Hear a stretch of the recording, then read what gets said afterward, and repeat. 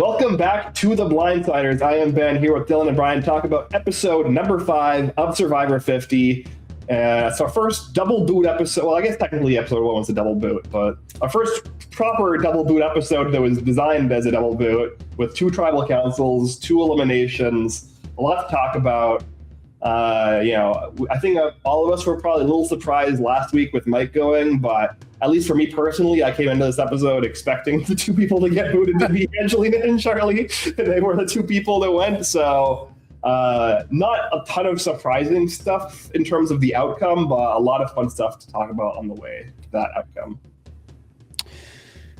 Honestly, the best outcome, I think, for the rest of the season, unfortunately. I think very, very, very disappointed in Charlie's gameplay. I think that we all expected much, much more from Charlie this season, hoping for much, much more from Charlie this season.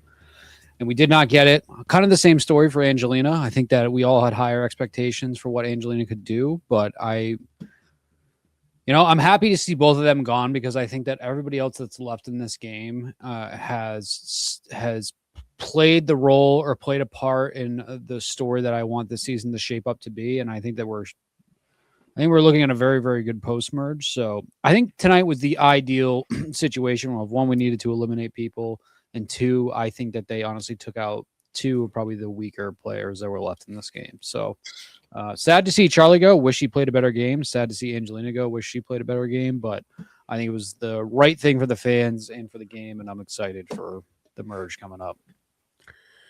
Yeah, I think for Angelina, it just felt like she really had no one after Mike got out. Like, she wasn't really well received on her initial tribe, it seems.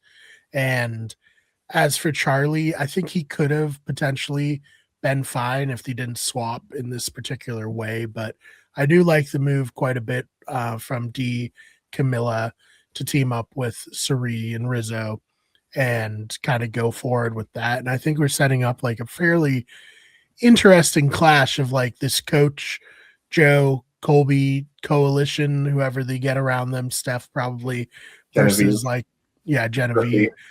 Yeah, versus, Christians and Emily coalition. And then is Suri going to go with them, or is Suri going to go with this new thing that she's made? It should be very interesting. Super weird we're getting a merge of 17 people, but we'll save that to the end of the show. And somebody else brought this up to me first, so I can say it's an original thought, and then I've seen it around a few places after there.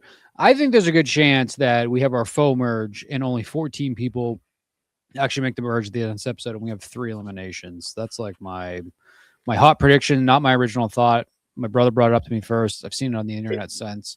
I think that we are getting a 3 elimination episode next week, and I think we're going to enter the merge. It's 2 hours. It's 2 hours, yeah. I think that's the main reason that a lot of people are speculating is because it's 2 hours. Mm-hmm. And that would make sense if we have to get 3 tribal councils. We would need the extra half an hour probably to get through all of that without rushing. Weird to just not just do another swap, right? Like we're gonna have 3. It sounds like it is basically a swap, right? They're just calling it this is something they've done consistently in the new era. It's just call something that's very either refuse to call something that clearly is the merge because they want to treat it as a twist when it's not, or call something that very clearly isn't the merge. The merge. They can't just call things what you would expect them to be called, right? Because if they are going to do this where they, the speculation is there's 17 people, 2 people go on a journey, exile island situation, and then they split into 3 groups of 5, and all 3 groups go to tribal council. Each group has an individual immunity, similar to kind of what they did with Sophie Savannah last season, maybe. That is just basically a swap. A 1-round swap right before the merge. And it was fine in Cambodia when they did that, right? When they did that late swap, it worked. And it was really interesting to see how that shook out. So I don't know why. I mean, the one thing I am happy about is they put Coach in the merge buff in the intro. So I'm glad that spoiler is now out of the way. Mm-hmm. No surprises here for most of us, though, to be honest with you. I think we all see the winning game shaping up around Benjamin, Coach Wade, Ty Walker, played a good game. Player. Yeah. The more and more we get of Coach. Yeah, I think the more and more we get of Coach, his disciples that he's bringing along with him. I'm very, very The excited. Coach Cult 2.0.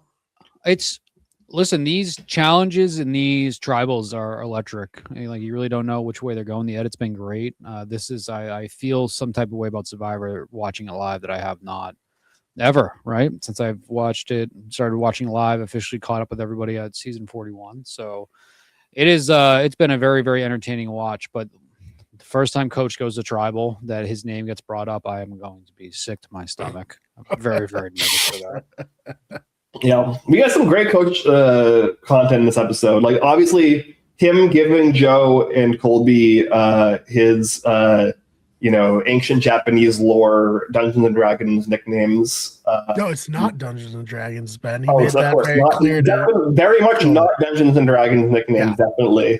Yeah, the warrior and the wizard and token cheese. That's not. You guys play D&D, right? Like, those seem like classes for D&D. So I don't buy this. Also, D&D is cool now, Coach. You can own it. I think on Tyson's podcast they cross-checked. What was it? Oakheart, Solar, whatever. Yeah, Oakheart. They cross-checked them all, and none of them exist. It's not real, on the internet. Yeah. Or So you made these up. That's perfect. That's perfect. Amazing. It's probably more likely that he just got a lot of the names wrong and is just like very confidently saying the incorrect things.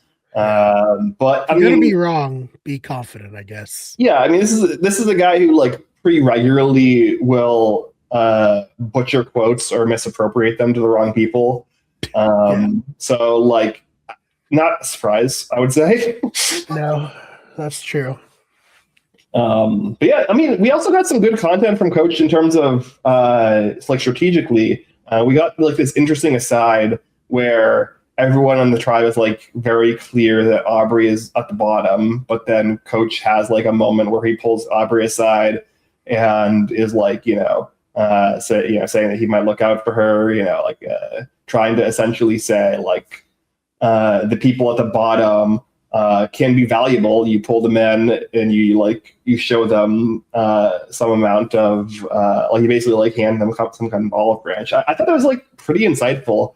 And obviously like a lot of it is kind of basic strategy, but I think it's demonstrative that Coach is kind of tapped in on a lot of like kind of at least base level strategy for Survivor, which I think we all agree like Coach has the chops to play a lot of Survivor well. It's just that there's certain aspects of his personality and the way he carries himself that make actually closing very difficult.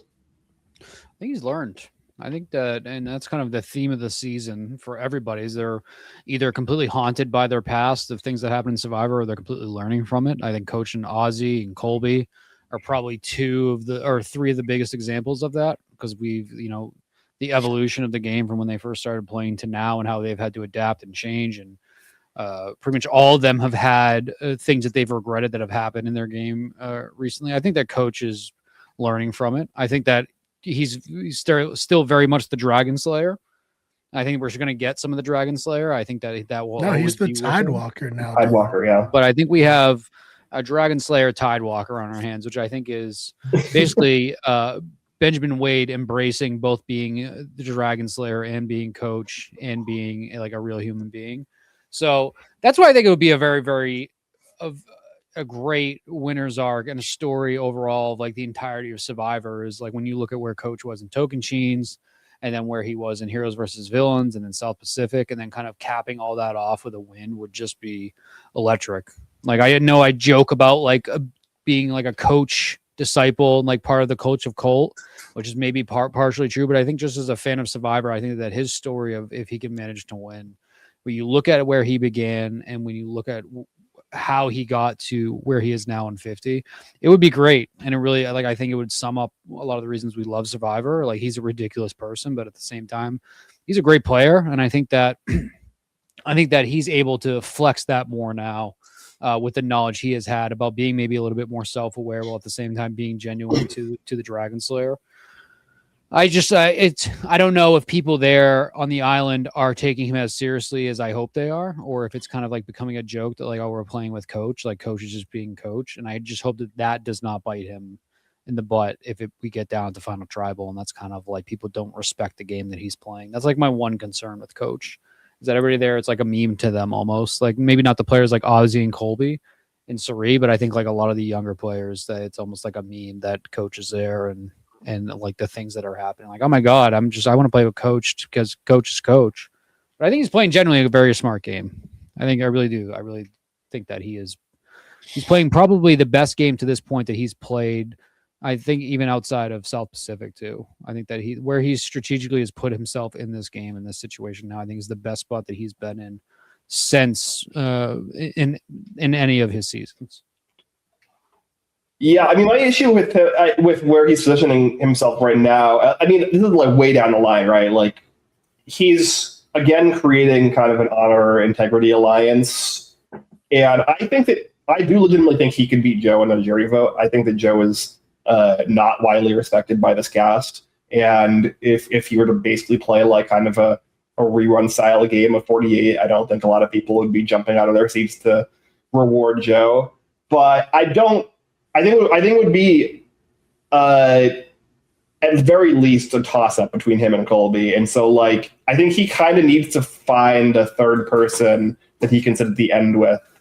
Maybe that's Aubrey, right? Like maybe Aubrey is the person that he can sit at the end with, like him, Joe, Aubrey. That's the final three. Maybe he could win. Like maybe Jonathan, if you pull Jonathan back in, Jonathan could be a person, like he might be able to beat Jonathan and Joe in a final three. So there are pieces there. I do worry that if he's like fully in and committed with these two as like his 1 and 2, like if he is not willing to vote out Colby or allow Colby to get voted out at a certain point, then he might kind of be walking into a losing end game. But yeah, I wouldn't mind Colby winning either. But I do think that alliance getting to the end would not be very popular online. Yeah. I don't think we want the Trust and Integrity Alliance 2.0, but we'll see what happens. There's so much game left to play, but I really do like what Coach is doing, and I hope that he can own it at the end because he is playing a little bit with fire, with being like, we're building this alliance on Trust and Integrity again. But maybe at the end, he'll be like, look, last time I did the same thing, but I didn't own it. This time, yeah, I played the game and I used this to my advantage because I knew it would work with these, particular players. And if he does that, totally can win. I don't think he's done anything to this point that would have warrant him having to like own up to something that, and I know the game's going to get much choppier. He can't bring 14 people. Yeah. He hasn't had to really play yet. He hasn't had to vote anyone off. The one chance that he's had was with Ozzy when everybody promised overnight he got it and he didn't because he didn't agree with it because he's a man of integrity. But he hasn't had any reason to this point to need to have that happen, and it's because every tribe he's been on has been doing so well. I mean, he even made the play of the night too in the challenge last night, where for some reason everybody's so hell bent on always pulling their hook back, and he decided to pivot where he was standing and pull it in that way. Probably that, along with Tiffany being insane on the lasso spin, that was wild. I guess I don't know why nobody's ever done that if it's just practically looped around like that, but that was really, honestly, that was probably what ended up getting them back in. I don't know how long it took everybody else to untie those bags, but that was wild to see. It's nice to see Tiffany getting some sort of spotlight put on her this season. So that was cool. That was also just really impressive to see. But I don't know. Coach he's a leader of men. He really is. He's a leader of men. He's a leader of women. He's a leader of people. And it's great to see him win because, like I said, the first time that he loses an immunity challenge and his name is brought up, I'm going to throw up. Yeah, well, I mean, I do think it's the one thing he has going for him is he's probably not a likely target, right? Like, I don't know if I guess it depends, right? Because if they do this 5-5-5 split that's being speculated, like basically it's so random. So maybe he could be in Charles. So yeah, never mind. I won't stake my Survivor reputation on saying that he should be safe next week. We're already seeing, and we're not going to spend an hour on Coach because we haven't gotten enough of him in this season to really kind of warrant this deep of a talk. Because unfortunately, he could be gone next week. He could be, if we don't go off the buff thing.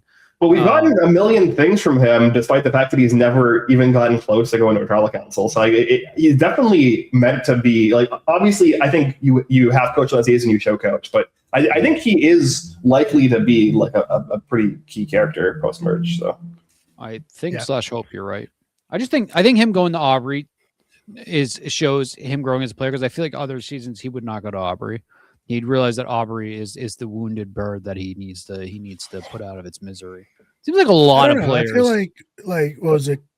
Who's Edna?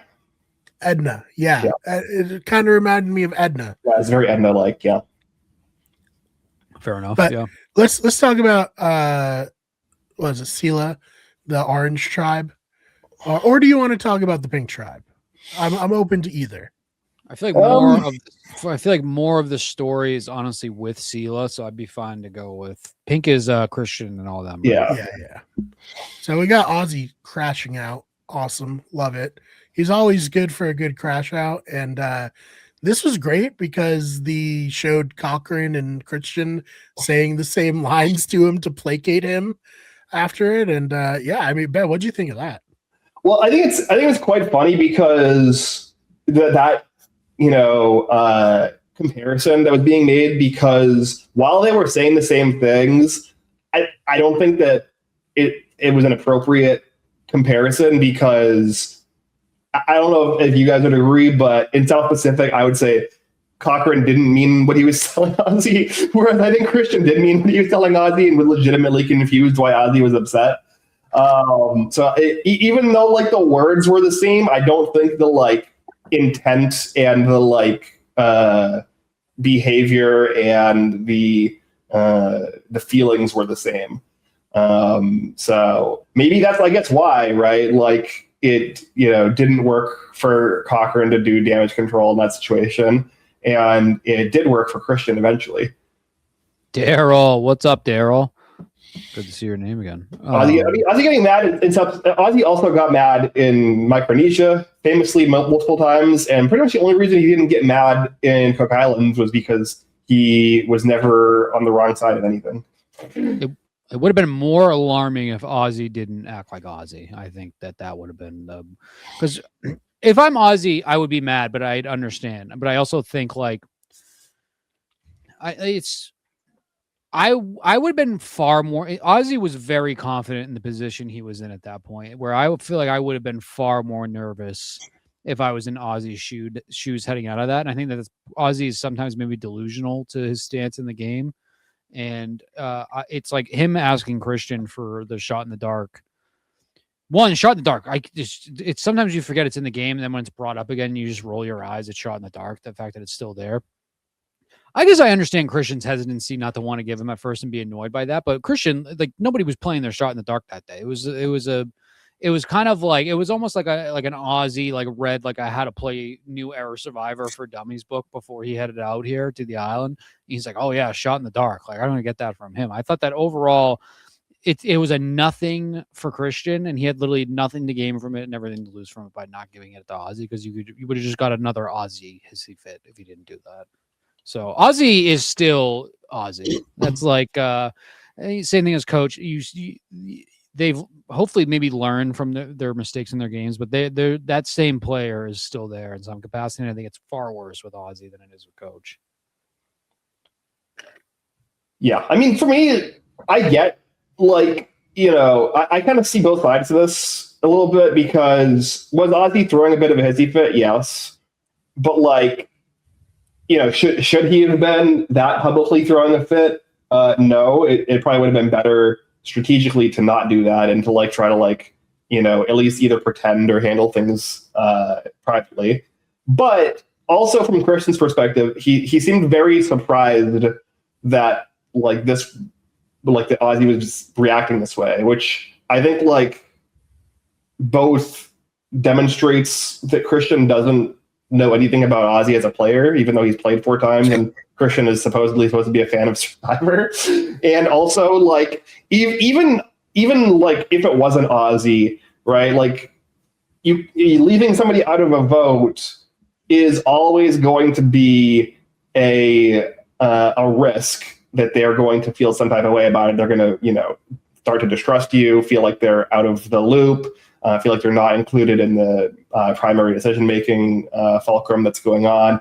Like, it's intended, like, the whole point of leaving somebody out of the vote is, like, you're telling them that they are not a part of the decision-making process that you are invoking. And so you should feel some type of way about that. Now, like, how you react to it is, like, a different thing, but, like, that should be kind of a wake-up call. And the fact that Christian seemingly didn't, like, see the perspective of that, especially given that he's somebody on his original season who was frequently left out of votes or was, like, the target of things or whatever, like, he should know how that feels and, like, what that, you know, should indicate to you. I think Christian's not a perfect player either. We've seen, right? Yeah. I think Christian was in a very, very good spot. I think a lot of things conveniently fell his way, but Christian is still not the perfect player that he kind of came off as those first few episodes. I think is like a tough spot. I think he kind of put himself in a tough spot. No, I think like having the 2 David versus Goliath people on the beach with him, and then also 3 out of the 5, you know, people of their alliance together.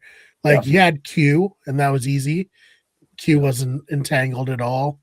But then, you know, it was going to get down to it. And even if you vote Steph off last week, what's going to happen this week? You know, like, maybe he doesn't convince Ozzy to vote off Mike with Emily, and now he's the target, or Emily's getting voted off. Like, it was a bad situation, but he didn't play it great either.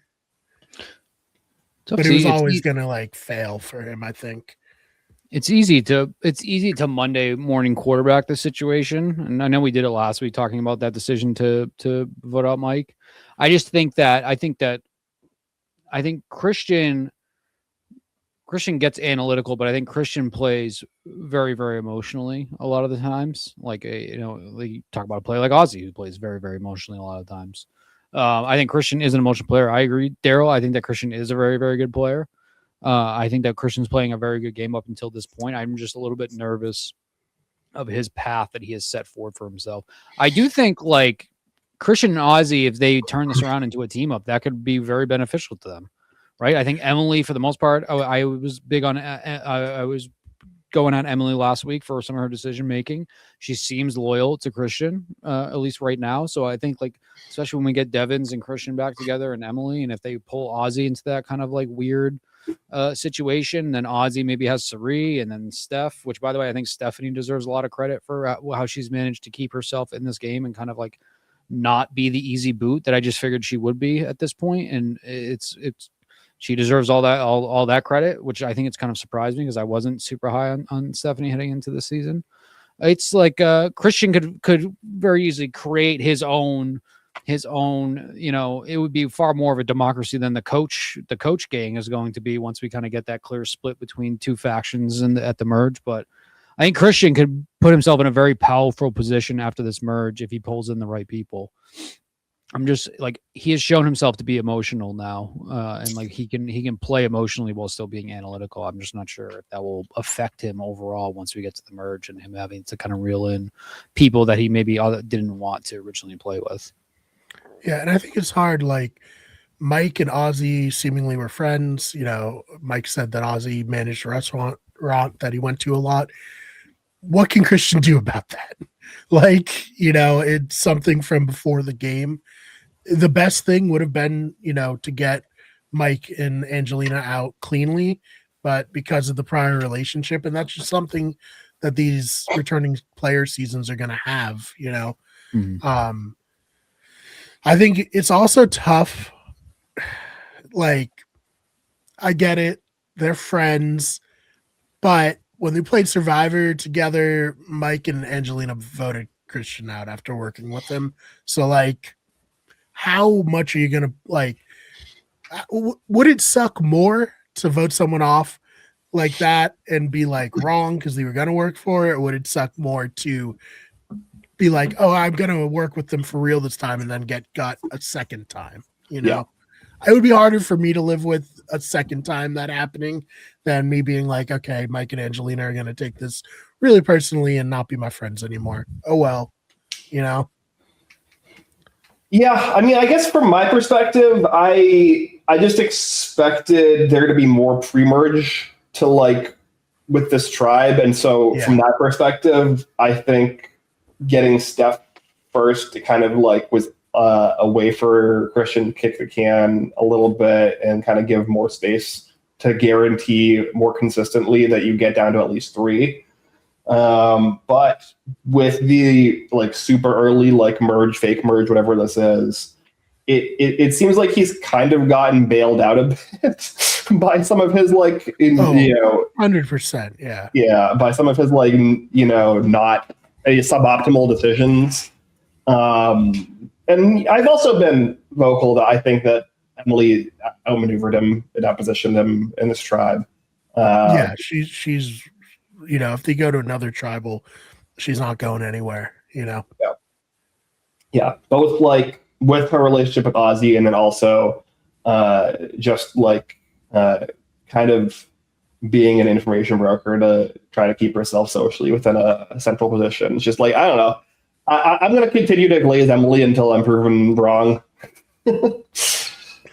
Fair enough.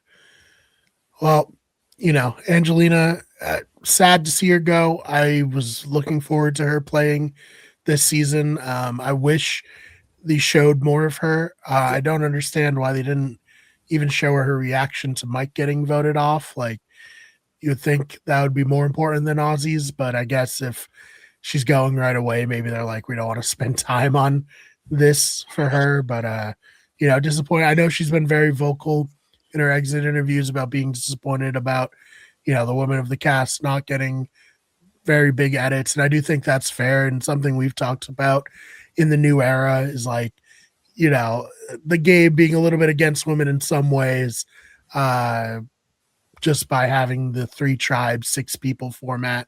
That's kind of stopped being the case, but now they're, you know, leaving the women out of the narrative, which is, you know, something that's completely avoidable. And we'll see if they're still editing the show and they can make a course correction. But yeah, we'll see what happens. Yeah, I'll miss Angelina. Also, she was on my team. I'm down another. Yeah, I think you guys have each lost 3, and I've only lost Kyle so far. So crazy. Ben has not had a player voted out, which is that's great. I had Charlie, right? Yeah. Once again, we have not figured out the points. I'm trying to figure out now a way to pivot where I can get a whole bunch of points if I have like 2 people left in the end. So let's be clear. We did figure out the points, and now Dylan wants to retroactively change the point system. Okay, let's be. I drafted my team based off of who I thought was going to be going deep because I was prioritizing people who would probably be like in the 9 to 4 range as opposed to trying to pick the people who I thought was going to win. So yeah. I think winner should get 50 points. It's like Dumbledore trying to make sure Gryffindor wins at the end of the year. Yeah. They won all these if you're gonna do a Harry Potter reference, you should be like catching the snitch, right? Yeah. Where like the rest of the Quidditch game doesn't matter. It's just about who catches the snitch. No, you deserve a lot of credit, Ben. You've assembled quite the squad. I just don't think you get a winner on your squad. I think I got 2 winners in my team potentially. Yeah. I have Genevieve still. Right, sure. Let's talk about the one winner who's still in this game and her tribe, D. I am loving D's game. I think like to be playing this well as the only winner left in the game, as the best winner of the new era, very impressed. D making the purge is probably one of the picks that people were least likely to make, right? I think D was taken very last, right? It was like D She or was Kyle, the last one. Yeah. which is Well, Kyle was last. You picked Oh. Brian picked D, and then Dylan picked Ozzy, and then I was left with Kyle. well, Gotcha. so let's stop Yeah. talking about how great Ben's team is. I think let's move on to D is she's impressed me a lot, and I think we're seeing why D is such a great player. I think D is very good at reading the room and reading situations. And I'm very, very impressed by D. I'm impressed by D. I'm excited of this foursome that we've had assemble here on this tribe. But D is officially put me as very impressed by D. I think she doesn't have to win this season to make me impressed by her. I think getting to the merge and going deep is going to be very impressive because she was probably, I think we all agreed, maybe outside of Kyle, but maybe even more so than Kyle, she was the biggest threat to probably the players, all players entering this season. I would have been terrified of D playing the game if I was on this season. So I can't believe that she's maneuvered herself into such a good position. Yeah, this alliance is great. I mean, I think that it just kind of makes a lot of sense for these four specific people to kind of team up based off of like the things that they had like seem to look for in terms of allies, the things they kind of prioritize in their gameplay, just kind of like historical precedent from each of their past seasons. Like a lot of it just kind of like fits. And so kudos to D for like, I think something that happens a lot when winners return is there's like kind of two extremes. They either go like the JT route where they like play like super kind of chaotically because they feel like they're playing with house money, or they play like super conservatively because they're like afraid of their reputation getting tarnished. And I think the correct way to play is kind of what D is doing, which is like not kind of implicitly settling for taking like an okay position because, if you're D coming into the season, you're probably like expecting people to want to target you, want to get you out. You might think that your options are more limited simply because of that, because you might be conceived as a target. But like, and so that might lead you to play a little bit more conservatively, where you just kind of take the first option that's presented to you and be happy with it because, it's not you. But I think the correct way to play as a former winner is you have to kind of like craft the kind of circumstance that allows you to succeed, even if it requires you to neglect a kind of immediately safe route. And I think that's kind of what D does here, where she sees this path forward with Charlie and Jonathan and doesn't like it, doesn't see it as like a long-term fruitful thing. And so she's like, okay, let me see if I can create something myself. And she does. Yeah, really impressive. Also very impressed with Rizzo this episode. Let's like give it up to him. I know he's not everyone's favorite player. I know he's not everyone's cup of tea. I love Rizzo. I feel like you guys do too. So let's be the opposite voice in defense of Rizzo here. I think the focus really should be. I mean, Rizzo deserves all the credit, but I guess like if you want to not, before we get into the glazing of the RIZGOD, I think that if you look across and look at Charlie and how poorly he handled this, I think that it's Rizzo read the room. He did a great job of kind of going over to the girls and realizing he can use them and he's going to be the number for them. But I think Charlie destroyed his own game with like the obsession over the Maria stuff. And I think that was more the story to me than necessarily the RIZGOD continuing to rise above the future GOAT, as he has called himself. I think Charlie was very, very disappointing. And I think that Rizzo being alive still is impressive because we just assumed all the people from 49 would be taken out immediately. And I think aligning himself with Sari, of all people, I think the Rizgod and Sari teaming up on the beach is really not something I necessarily considered about this season at all, and it's kind of an insane group. But you throw Camilla and D in there too. It's kind of like so many different styles of gameplay too. I feel like that are all meshing together in the one, but they're all very likable, and I think that is something to say about it too. But yeah, I don't know. I think Charlie kind of ruined everything for himself, but Rizgod definitely deserves a lot of credit. Yeah, I mean, the story here obviously is heavily focused on Charlie's PTSD, trauma, whatever, from 46 with Maria. But like realistically, the reasons that he, like the main two reasons that he kind of loses here is mismanaging the relationship with Rizzo. Like you can be against Rizzo, but he is like not hiding that he's against Rizzo when he's like having conversations with them, to the point where Rizzo was able to read it and like form this counter insurgency against him. Just like things like revealing about the idol with Jonathan, like it's just so messy and unnecessary. Like you can target Rizzo and like create an environment where he still trusts you until his torch is snuffed. And Charlie dropped the ball there. And then also, it very much felt like Charlie was not kind of. You had this four who came over: the Charlie, Jonathan, D, and Camilla. It felt like Charlie was kind of really trying to drive a lot of the decision making to a degree that made D and Camilla not super interested in working with this group long term. And I think like just across the board, mismanaging of relationships felt to me more of why Charlie lost. And like the story with the PTSD and the trauma is very fun and very compelling, but it definitely like I think is hiding way more subtle bad gameplay from Charlie. Yeah, and I think a big part of this too was Camilla coming off, like we talk about Charlie's past trauma.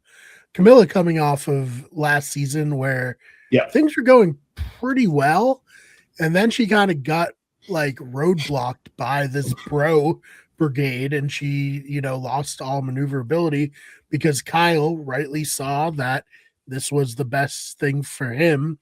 But it wasn't the best thing for Camilla, and Camilla doesn't seem to want to let herself get into that situation again, which I respect. Yeah, I mean that's why I think like what will Camilla do? She's the swing vote. Like it didn't play at all for me because I was like, yeah, there's no way Camilla is working with Jonathan instead of D, right? Like that's not like a thing. Like it doesn't matter how like even if she finds Rizzo annoying or like she thinks he's like, hamming it up or whatever, like she's going to work with Rizzo, D, and 3 over, Kevin's Jonathan and Charlie. Like that's not even a conversation. Yeah. You talk about Charlie just like waking Rizzo up in his little like boat bed.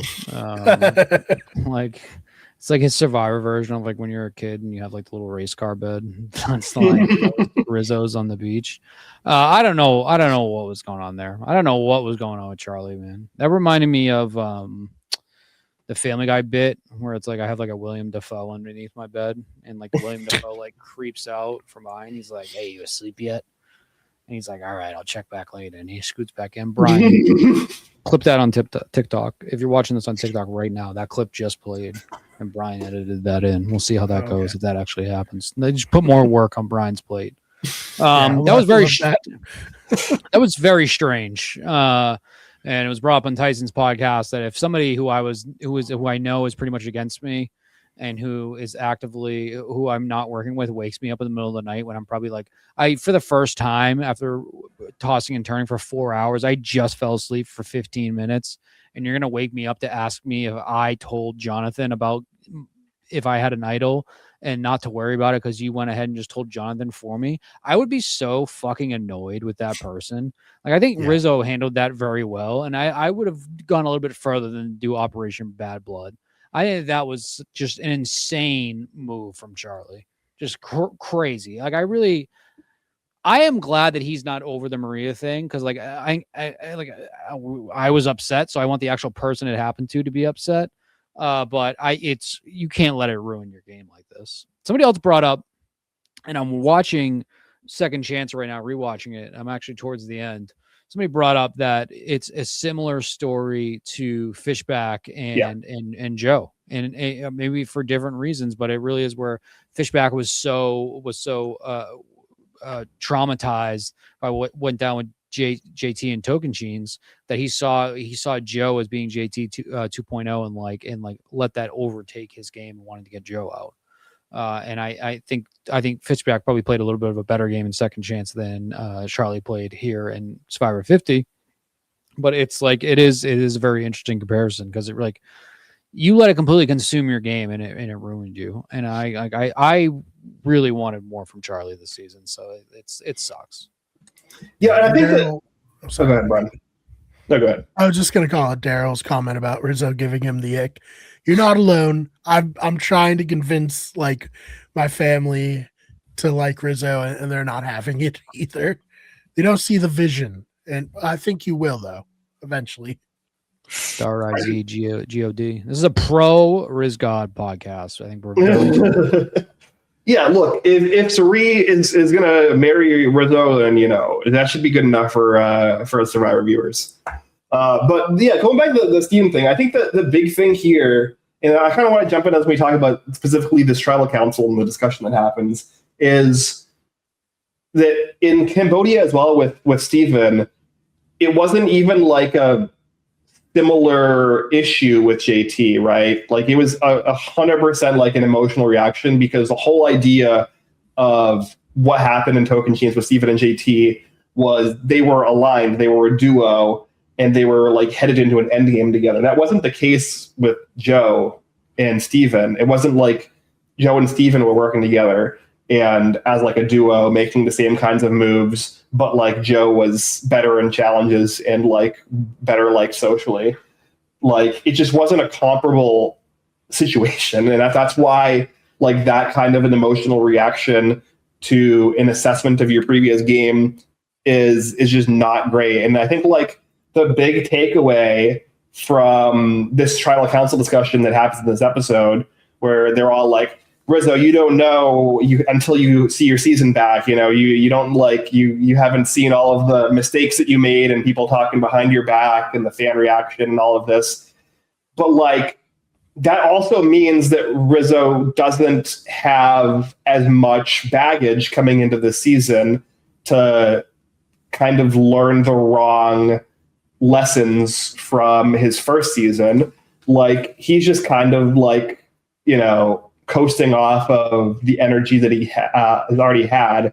And we see this historically throughout Survivor, as Rizzo even brings up that players who play in back-to-back seasons historically do very well.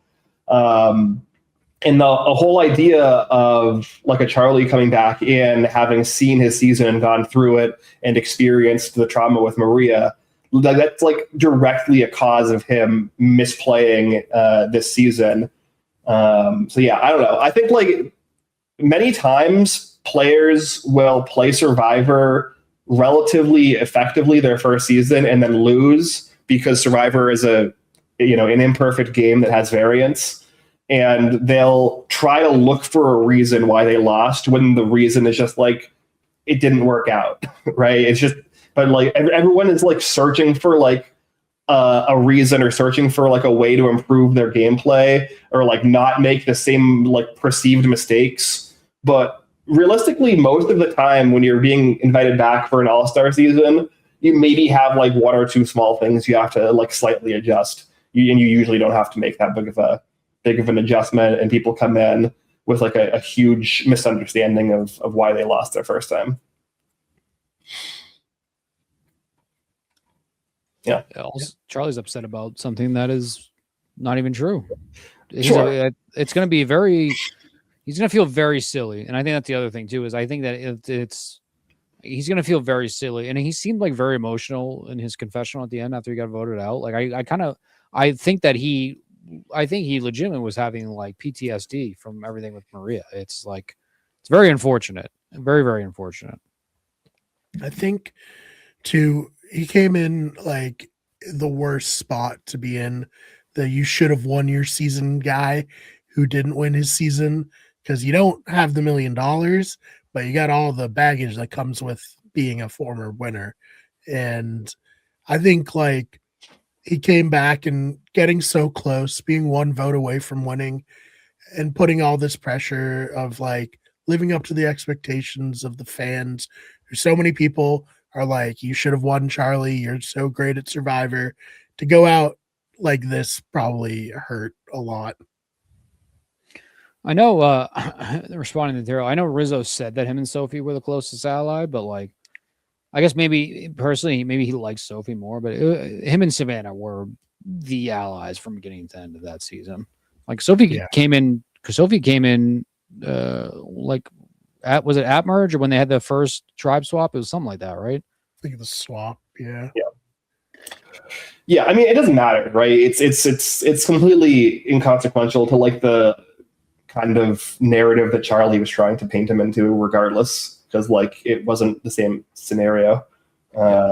Like Maria and Charlie had a very clear duo bond that Maria didn't have. Like it wasn't like Maria, Charlie, and Kenzie were a trio or anything like that. And Maria had like a strong, multiple, like most of the season relationship with Kenzie to that degree. It's just not a comparable situation at all.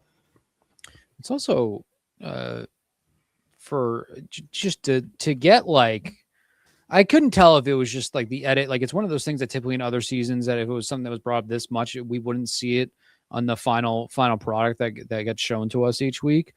But like it just seemed like he was that consumed by this completely, that it wasn't just like a couple cutaway things that he said that they just include. Like clearly he was completely consumed by like this whole thing. I think him referencing it in the voting confessional was what sold it for me, that this wasn't like something that was a fabrication of the edit, for sure. Yeah. No, I agree. I didn't know how, but he was saying it regardless. Like he was giving them the clips. But yeah, when he did his voting confessional, it was like, okay, yeah, this was really a thing for Charlie, unfortunately. Yeah, but again, that wasn't. I think that like maybe led him to like play really poorly or like get so blinded by that specific thing that like it led to some of his bad gameplay. But like that wasn't like ultimately like bad gameplay. Like him targeting Rizzo, again, not bad gameplay. It's just like, and even if his reasonings were stupid, it's just like a lot of the things he did on his way there were really bad. Mm-hmm. So yeah. I mean, again, like I think he came into the season with the expectation that he was looking for a way to not have the same thing happen again that happened in 46, when like the correct thing to do is to be like, that's a fluke situation that I couldn't have played around. I think Charlie played relatively optimally throughout 46, made very few mistakes, if any. Like, and it's just kind of like sometimes the jury votes bounce that way, right? Like, it happens on Survivor, it happens on Big Brother, right? Like, there's like plenty of situations where juries just kind of vote in unpredictable ways, where individual jurors and juries as a whole. And like, if there's not like a very specific thing, like in a coach situation or like a Russell Hant situation, where you can immediately point to like, this is the behavior that led to the jurors having this opinion of you, then you just chalk it up to variance and you don't make any meaningful adjustments to your game. He is going to be someone that I think that they are going to be pressing to get back to it. They almost might throw him out there again, like JT, of like, oh, you did really bad. You did really bad. I guess Heroes versus Villains, he actually did not do bad, but he made one of the biggest fatal mistakes in Survivor history. JT was playing pretty well up until that point. But it's like, we're going to throw you back out there for game changers and do better than he has one of his worst outings. So I hope that's not the case. Was perplexing. I hope it's not the case for Charlie, because I think that this was pretty bad, but it does not diminish how well he played in 46, the same way that it does not diminish how well JT played in Token Change, which is like, in my opinion, I think a lot of people's opinion, was one of like the most perfect games that have been played by a winner. So, I hope. I know you weren't around for it, Dylan, back then, but JT at one point was like a top 3, Survivor player. Mhm. Yeah, I think right after Token Genes, people would be like JT, like Tom Westman, right? Like these are like the names that people were talking about as like, the best players at the time. Parv was in the conversation after Micronesia as well. Yeah. It's just so weird to think back on that and then where it ended up. I love JT though. I wish JT got to play on Winners at War or even 50. I think it would have been fun. Yeah, I mean, it's almost after Game Changers though. It's the concern is can it get worse? Like, can it possibly? I want to see. I want to see if it can. And if it can, I guess you answered the question with that. Is, do you want to see it? I don't know if I would want to see it, but I guess it's like a car accident. You can't look away from it, even though you don't necessarily want to see it. I'm just fascinated by JT's de-evolution. I bet you he would never leave his idol at camp. I bet you that would. No, I would never leave his idol at camp. Not. And he would never send it to anybody else in the other tribe. Those are 2 guarantees I guarantee you that JT would not do if he played again. Yeah. It was much better when Stephen and Taj had the idol and it wasn't in his hands at all. That's really where his problems start. Yeah, I mean, maybe his issue is just Sandra, right? Maybe it's just season without Sandra. Good point. Yeah. That is true. I mean, she was kind of fucking with him with the sugar stuff. So I was, yeah. All right, we don't have to talk about. We've discovered that Sandra is JT's arch nemesis. This is what we just discovered on this podcast. Yeah. Oh man. All right. Well, anything else from this episode that we didn't talk about? No, I mean, overall, honestly, I was not that down about the Zach Brown thing like a lot of other people were, but I think that they definitely redeemed themselves this week. I think this was a fantastic episode. I think this season has been very, very, very good. I think we're shaping up for a very, very good post-merge, a very good purge and then merge. So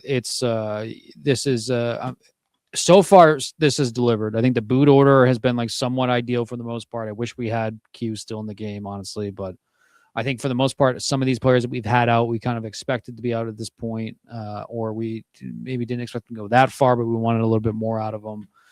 Charlie, I guess I kind of thought would go pretty far, but no, this season has really delivered. Very, very excited. Very happy to. I think the more we get the merge, the more we will spend time with other players too, and I think that will be very nice. Yeah, Charlie was a pretty popular winner pick from when the cast dropped, so definitely probably the most surprising player to have gone up pre-merge out of the 7 for sure.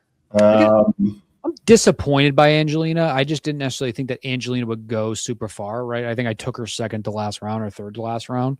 Yeah. It's just I wanted more of Angelina like hijinks and more kind of like ridiculousness from her, maybe more than I necessarily expect. I'm disappointed by her gameplay. I'm more disappointed by her kind of like the edit she got. Yeah, it's definitely disappointing. I think an additional thing is I think it showed that maybe I've been too high in her as a player, or it's again really hard to evaluate because we saw so little of her thoughts, but she seemed to not socially accustom herself to her tribe on either the pre-swap or post-swap tribe very well. Maybe it's just a bad cast for her. Maybe her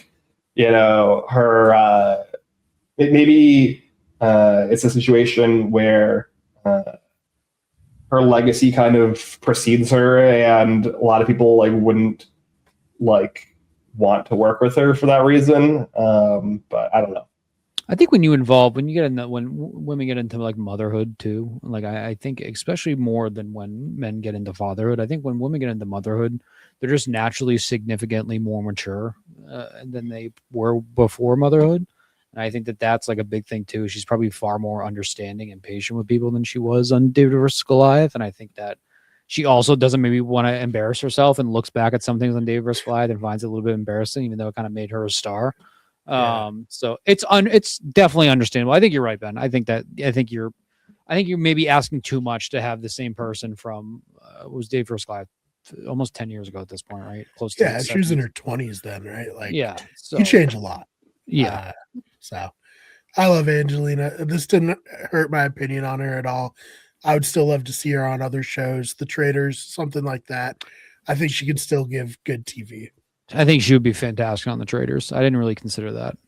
That's the natural progression, I think. We need. Yeah, I think so, right? I don't think Angelina's going to play Big Brother, so I think like Traders is fine. And I don't think she's going to play the challenge. I guess maybe she can if she wants to. So I don't think Angelina so on Traders needs to happen. I need Russell Hantz on Traders. I need Coach and Russell Hantz on Traders. I think we need all that. I think Angelina. I very much hope this is not the last time we see her. I don't think it is. If she wants to. I mean, she might not want to. But yeah. Well, Dylan, anything you want to promote before we get out of here? This show, shout out Brian Wong. He's going to think that I waited until the last moment. Brian Wong, a very big anti-RizGod guy. So he might have already turned this podcast off at this point. He doesn't see the vision, but he'll get there. I trust. He told me his number one hope and dream for this podcast this season is that Ben eventually says, shout out Brian Wong. Shout out Brian Wong. There you go. It has to come more natural than that. Be natural. No. So shout out Brian. Scott has been a big listener of ours. Obviously, we got Daryl in the comments. Very happy to have Daryl back in the comments. Daryl, number one fan. We appreciate you very much. We do. Daryl also stuck around for Traders, so that's a real one. No, just keep supporting this channel. Brian puts in a lot of work to this. Keep following the show. We get like a nice little following now each week when we go live, so I think that's a lot of fun. We still have a lot of survival left, and I think we have a lot of time left in this podcast, and I'm really enjoying it. So please follow us here. Yes, Ben. Same thing. Anything you want to shout out, promote? No, I've really enjoyed the season. Really still enjoying Extracted Season 2 and House of Villains Season 3, like I continue to say. Really just having a good old, fun time watching reality TV this winter into spring. So I think we're seeing new stars be born in reality. Like Daryl just brought up Hot Rob, and I know Rob was on Love Island before, but he has ascended into, I think, like he's a star. I see him everywhere, and maybe it's just because my algorithm brings me to him everywhere. But I feel like he is everywhere, and I think that I think this returning player season is kind of going to be a mix of both, of creating new stars, and I think a lot of people that are tuning in for the first time, I think. We said it before, reality TV is back. It's not back to what it was in its prime, but it is back in a good spot. Yeah, and I think refined now too, because we were throwing a lot of random shit at the wall in the early 2000s. Yeah, and Brian and I watched most of it. Yep. I mean, like, bring back Kid Nation. I still say Kid Nation. Or the Apocalypse one where they had to. It was like half fake. It's like they had to set up like the Colony was filter. Great. Yeah. They had like the Marauders out back. Yes, bring another show like that in the LA River. So good. I would love Solitary. That'd be my pick to bring back a show. Yeah. Most fucked up thing ever, but really deranged show. Yeah, it's really good. But yeah, thank you everyone for watching this and following along wherever you do. Check out the main channel, Wicked Everything. I just put out a video about the Survivor Castaway Island game. Dylan and I did a review for it before I went back, tried to play it, gave a newer review. Not much has changed. It's not very good, but I did put some work into that, so please go check that out. Those Fake Nerds for nerd and pop culture news, Wicked Sports for sports news, and our newest channel, History is Wicked, where we cover cryptids and urban legends. I need to get back to making videos on there. But really appreciate everyone checking this out, having a lot of fun. I love season 50, even though I have my complaints about production design and stuff. But thanks so much for watching, and we'll see you in the next one.